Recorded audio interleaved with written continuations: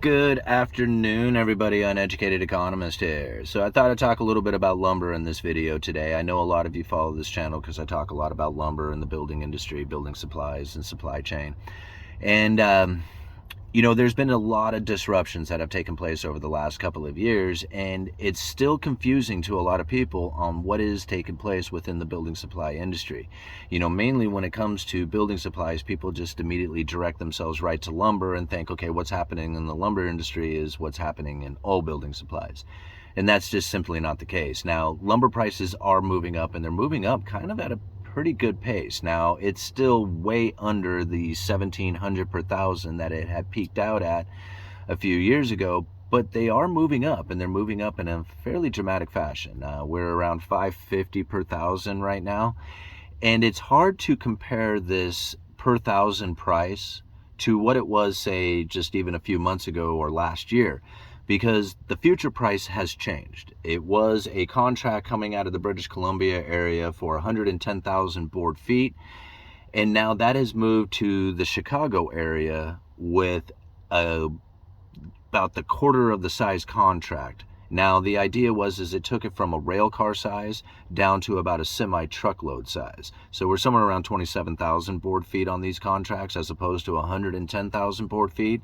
And the idea behind this is that it's going to add more speculation to the market, which you would think is like not a good thing. Speculation, it always seemed like it was a bad thing.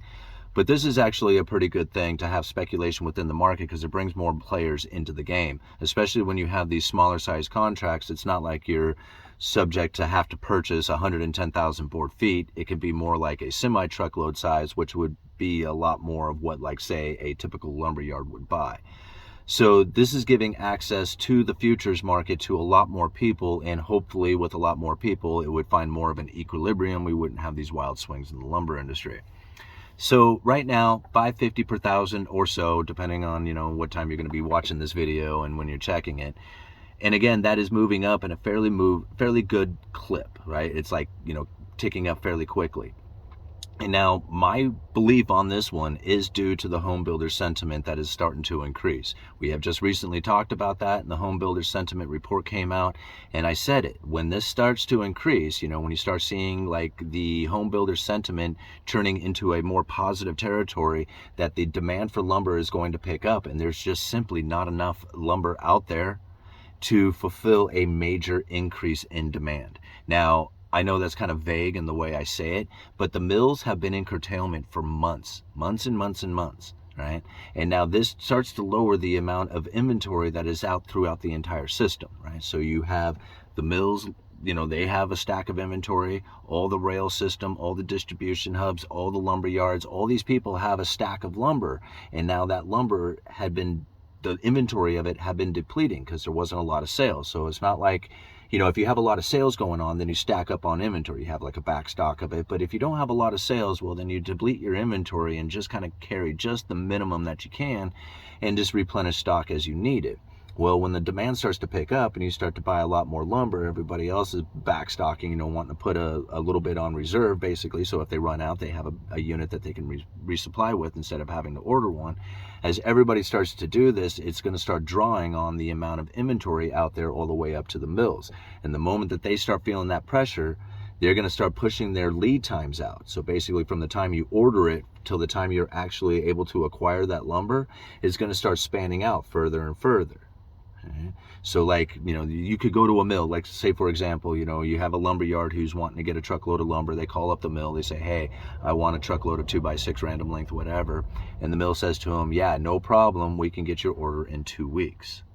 Well, if that starts pushing out to like a month, well, then the demand for lumber is going to start going up as these lumber yards are going to start paying any price they can in order to acquire the lumber from whoever they can get it. And that's the same thing with the builders or anybody else out there who has a contract to build. Now, this is something that we have to think about because a lot of people I don't necessarily think that they put it in a timeline like as the dominoes fall, right? So if you have a depletion of inventory out there, right, and then you have a pop in the home builder sentiment, and then all of a sudden you have a demand for, home starts that start to take place. And then all of a sudden the lumber starts to get purchased and it starts zapping the inventory. These builders have no other choice. They have started the game. Once they start that project, they are moving forward with it. And that's just about anybody out there. Once you start the framing process, you can't say like, oh, hey, you know, lumber's getting a little tight, it's hard to find, it's getting expensive, we're going to postpone this project and come back to it in 6 or 7 months. It doesn't work like that. The framing, once you start that project, it is moving. You have to move forward with it, or else you're going to have deterioration of the framing itself, especially when it comes to wood framing.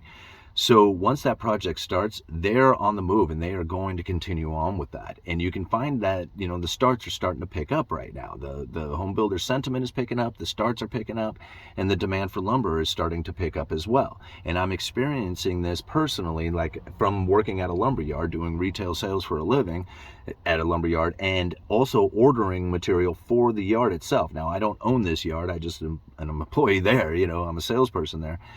But I do a lot of the purchasing and I do a lot of the sales there. And when I do the purchasing, I always ask the vendors, hey, what's it look like out there? How much are you doing? Are you getting more demand? Are you selling more stuff? And this gives me the insight into the demand before it actually takes place. Because especially when you're thinking about pressure treated lumber, like the pressure treated plate stock is a very, very, very good indicator, because you can pour a foundation and let that foundation sit for a long time. It's concrete. I mean, for the most part, it's not going to deteriorate. But the moment that you start, that's when you have to continue forward and you have to complete that house after you start it. So you can pour a foundation, you can get a permit and pour a foundation and then maybe postpone the project for a while. But once you put that plate stock down, you start rolling floor joists out, you're moving, you're doing your thing.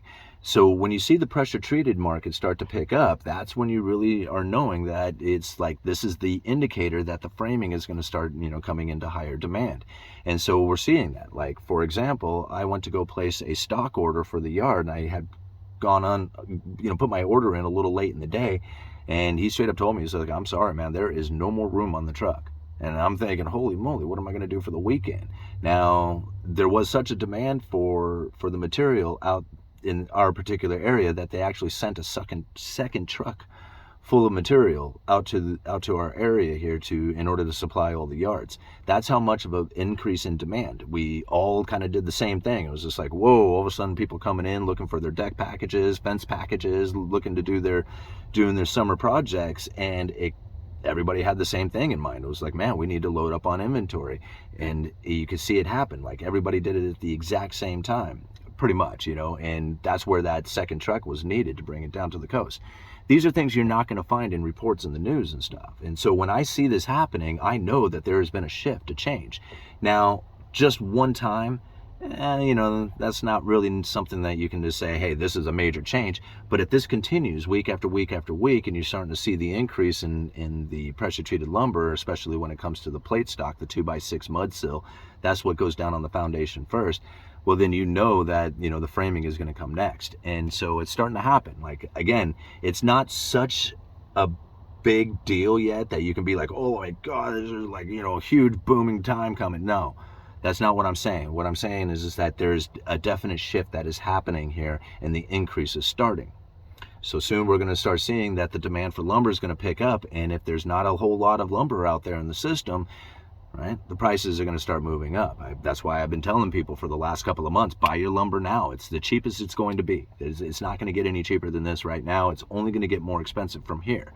So if you have, like, you know, a need for, you know, any kind of lumber materials, like anything that has to do with like pressure treated stock, Doug fir, standard and better, you know, pine framing lumber, all that stuff is going to be this is going to be the best time that you can get it, because there is a very good possibility that the increase in price is going to be quite dramatic going into the future, especially if there is any kind of thought coming from the Federal Reserve that they might lower interest rates. People would be jumping all over that. But I don't think that's going to be the case. I think the Fed is going to keep those interest rates elevated for a significant amount of time after this. So that's what's going on in lumber right now. You know, higher prices, you know, not extremely high yet, but this is your buying opportunity, in my opinion, that, you know, the inventory levels are low, mills have been in curtailment, and the home builder sentiment is starting to increase into an area in which that I think that lumber demand is going to go up. Now, as far as the other materials, See, the other thing that I was following for a long time was vinyl windows, right? Vinyl windows there was a time when I could order a vinyl window, have it in 10 days, right? That moved out to over 60 days at one point. It was 2 months out. That's moved back down to about 18 days right now, which is still pretty good. I mean, it's not great, but it's not bad, you know? So vinyl windows are a little bit more accessible. I found that some of the exterior doors that I'm ordering, a price has come off of those. Like, they're a little bit cheaper than I remember, you know, having to deal with as far as like a year ago or even 6 months ago. It looks like some of the prices have come down a little bit. Not dramatically, just some. So these are the things that are like indicators of not increasing prices. So this is important to think about, because if the prices aren't going up from here, this gives the builders that idea of how much this house is going to cost them to build. Because like if you have a bid for a project and you're like, okay, let's do this, and then you go to buy the materials and you realize, oh man, they're super expensive, that cuts into all your profits and everything that happens, and all of a sudden the project's no longer a viable project and it goes bankrupt. So if the prices go stable or actually come down a little bit, that's going to be a very positive for the builders out there, because now they have a lot of confidence in that they'll be able to buy this material in the future for the price that they are assuming that they are going to be able to buy it for. Again, like, if you think you're going to be buying 2x4s for $4 a piece, but by the time the project gets there, they're $8 a piece. I mean, now you're all of a sudden, you're like, geez, where did all my money go? But if I have an idea that they're going to be $4 in the future, and then you get there and they're actually $4 or even better, they're less. Now you got some profit that you can work with. And that's where I think a lot of the builders have been nervous over the last few years, is that they really didn't know how much that house was going to end up costing them, because every time they went to go check out prices, there were a different price, different lead time, labor cost was difficult. All these things are starting to ease. And when that starts to ease, that gives those builders the confidence to go back out there and start doing their thing again. So we're starting to find that happen. Like, even in some of the products that we are selling, we're finding that new products are coming in to compete with the other, the new products are coming in such a way that they are meant to compete against the other, competitors that are out there. For example, we have a fiber cement siding now that's coming in that is essentially the exact same product as the previous siding was. There is no difference. It's coming from the same supplier. It's the same thing.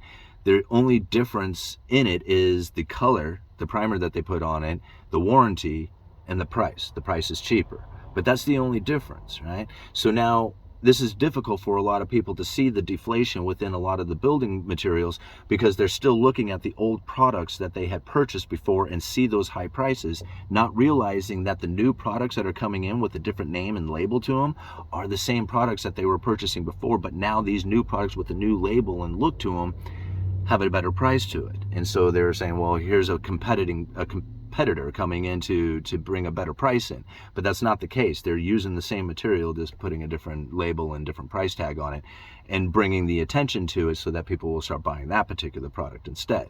You see what's happened here? Like, they don't want to lower the price of their original one because they have all this expensive material out there in the system with high input costs. What they're going to do is just provide a new product, which is essentially the same thing, but now this new product has less input costs going into it, since the energy prices have come down and labor, the pressure on labor and stuff like that has started to ease a bit. So these are the things that are a positive sign for the building materials, as far as not going up, but actually coming down. We saw it in that. Saw it in paint. Those who follow my channel heard me talk about that just recently, in which that we used to sell a very common paint that had a particular label to it. That company wasn't able to provide us with the base any longer, right? So we just completely removed it out of our system. The company that we have been continually using the entire time has now taken on that label from that other previous competitor and now put it on their paint with a lower price to it. And so I asked our guy about it. He says, well, it all comes from the same company anyway. And so they provide two different types of paint, right? One of them had a very cheap price to it, but it disappeared as all the expensive stuff was only left out there for people to buy. But now this new label coming in on this particular paint, which was from the old competitor, is now on this, now on the other paint, the one that we're actually stocking, with a cheaper price. So again, people look at this and say, oh wow, here's this new paint label that we can buy that's for a lesser price, but it's not. It's still originally the other paint. They just put a new label on it. And I don't know if I made sense on that, but that's really what ended up happening with it, is that they just relabeled this old paint, put the better price on it. Now people are looking to that to buy, as far as a more cost-effective way of, covering their walls and ceilings or whatever. Okay, what else did we have that I saw? Gosh, there was another product out there that I remember kind of had something similar situation going on with it, but I can't think of it right now. Sorry guys, this is a long enough video anyway. We're 15 minutes into it. Okay, Uneducated Economist, you guys let me know.